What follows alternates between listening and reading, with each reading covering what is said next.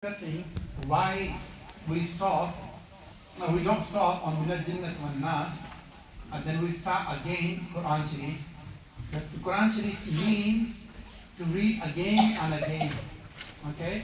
So that's why we read. We start, like we don't stop on Minal Jinnat wan Nas, but we start straight away on the same day, on the same time as well. And another thing we said, this Quran is not for just like, oh, we come here and read Quran and that's it, finished. No. And we discussed, ask all of these elders, mashallah, they've been reading, Uncle says, from 1957. So how many years? Almost about 70, 75 years in it. Mashallah. Yeah. So look, this shows to you and me as well, our elders, mashallah, they've been reading Quran for more than 70 years. So for you and me, we should be reading Quran every day as well. It's not when you come here and just read Quran, like with the Saji, and you just read it to Saji and that's it, finished. You close and go home. No. Every single day, make your habit. At least Surah Yasin and Tabarak al-Ladhi. You should read this every single day. When you wake up, after namaz, after fajr, straight away you should be reading these two surahs. And then make your habit to read at least one para every single day. It's not for those people that are learning Quran, they are doing hifz. I'm talking about the people that don't do hifz. Okay? The hifz people, they should be reading their namaz, new sabak, then manzil and sabki. But if you are not doing hifz, you should be reading your Quran every single day, at least one para. If you get older and you start working and you have family and this and that, then at least you should read one quarter every single day. Okay? And for your age, when you wake up, you got nothing to do, man. You just wake up and just wash your face and go to school. No.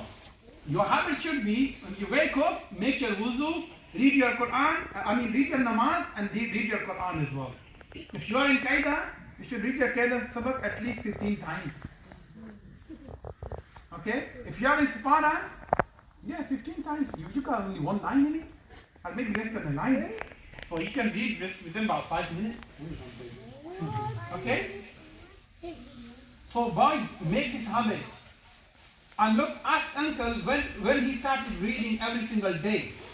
From that day when he started with his Ustaji. Not like, I think I will get older and then, when I'll be in my 50s and 60s, I'll start reading Quran. No. Quran is not for your later age. Quran is from your day one.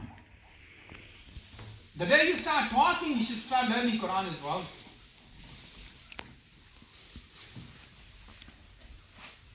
And the more you read this Quran, inshallah, the more you get connection with Quran as well. And after completion, you start learning your tajweed.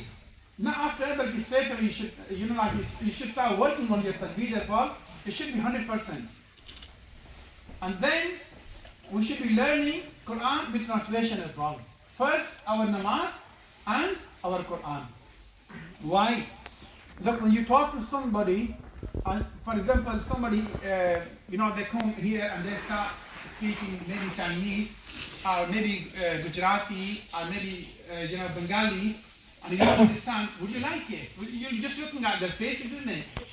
Same is when we read namaz and we don't know the translation, we'll get swapped our, first is done, but you don't have the connection with namaz. When you read namaz and you think, alhamdulillah, I'm talking the oneness of Allah. I'm talking about the greatness of Allah. Like subhanaka Allahumma wa bihamdika wa tabarak asmuka wa ta'ala jadduka wa la ilaha ghayruk. And up to Ar-Rahman Ar-Rahim, Malik Yawmiddin, you are talking about the greatness of Allah. After this, you start doing dua. You're asking from Allah, إِيَّاكَ نَعْبُدُ وَإِيَّاكَ نَسْتَعِينُ اهْدِنَا الصِّرَاطَ الْمُسْتَقِيمَ. And this Sirat al-Mustaqim is the way of who? أولئك الذين أنعم الله عليهم من النبيين والصديقين والشهداء والصالحين. So if you are learning this Quran, you are the path of these people. If you know your Quran, if you are acting upon Quran, this means you are on this path. But if you just read Quran, come here and just read about 5 minutes, 10 minutes, half an hour, just talk here and there and finish and go home and never open your Quran, that's not proper Islam. That's not proper being Muslim. Why? This book is for you and me. For every single of us, this book have revealed to Rasulullah sallallahu alaihi wasallam. And it's not for the time of Rasulullah sallallahu alaihi wasallam, and not just for the few years. It's for till the day of judgment, inshallah. Okay? So do we need niyyah to read our Quran every day, inshallah? Hands up then. Raise your hand if you have niyyah. Reading Quran every day. Come on. Make niyyah. Okay? And we work on our tajweed. And third thing is, inshallah, we start learning the message of Allah as well. When Allah says, eat only halal, what's the halal mean? When Allah says, وَمَا أُهِلَّ بِهِ لِغَيْرِ اللَّهِ, what's this mean actually? We should know that as well. When you just read, and then we go somewhere, and it's, you know, the maybe Hatm-e Sharif.